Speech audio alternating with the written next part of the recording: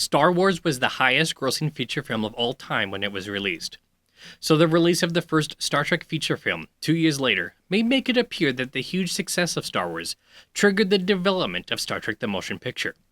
It's even somewhat of a public lore, depicted as a group of Paramount executives sitting around a big table following the success of Star Wars asking, "What do we have like that?"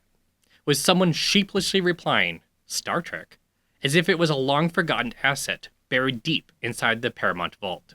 In reality, Star Trek was already a high priority for Paramount.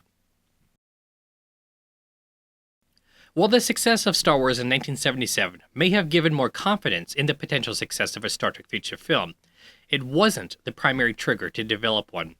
In fact, there had been attempts to bring Star Trek to the big screen going all the way back to 1969, and it became serious by 1975.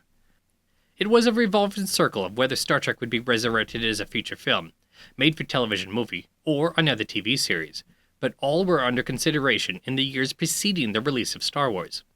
Films under early development during that period included the working titles The God Thing and Planet of the Titans. There was a lot of groundwork completed in 1976 for producing Planet of the Titans, including scriptwriting and cast negotiations. Paramount officially announced it as Star Trek the Motion Picture in early 1977, months ahead of the release of Star Wars, with filming expected to begin that year on a $7.5 million budget, which eventually grew to about $10 million.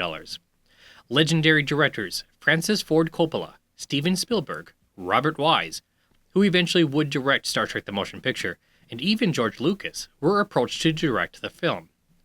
16 days before the release of Star Wars, on May 8th, Paramount announced that the feature film was not proceeding. Unbeknownst to the public at the time, the primary reason for canceling the project was to make Star Trek, penned Phase 2, the flagship series of a planned Paramount television network, announced the following month, with a feature-length Star Trek premiere launching the network. Paramount Television was dead before year's end. It was the failure to get Paramount Television off the ground that motivated Paramount to reslate Star Trek for the big screen, but that wasn't their first instinct.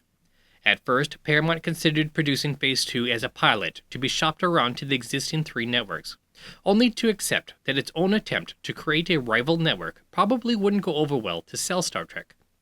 The series premiere of Phase 2, entitled In Thy Image, was largely repurposed into Star Trek the Motion Picture, with filming beginning on August 7, 1978. Had Star Wars been Paramount's primary motivation to turn Star Trek into a motion picture, it wouldn't have held out for Phase 2 as long as it did, even going so far as to consider shopping it around to the networks when its own network venture collapsed, let alone the fact that they had made serious efforts to make Star Trek a feature film until the very month Star Wars was released. To think that the success of Star Wars convinced Paramount to dump a huge budget at the first Trek feature film also isn't accurate. The original announced budget was only $15 million, which was only slightly larger than the slated budget for Planet of the Titans, which was canceled before Star Wars. The budget eventually swelled to $44 million, but that's a whole other story. The release and success of Star Wars 2 years before Star Trek the Motion Picture was by coincidence only. If you like this content and want to see more like this, support the channel by subscribing and following. Check out these other videos or visit strekonline.com for even more content.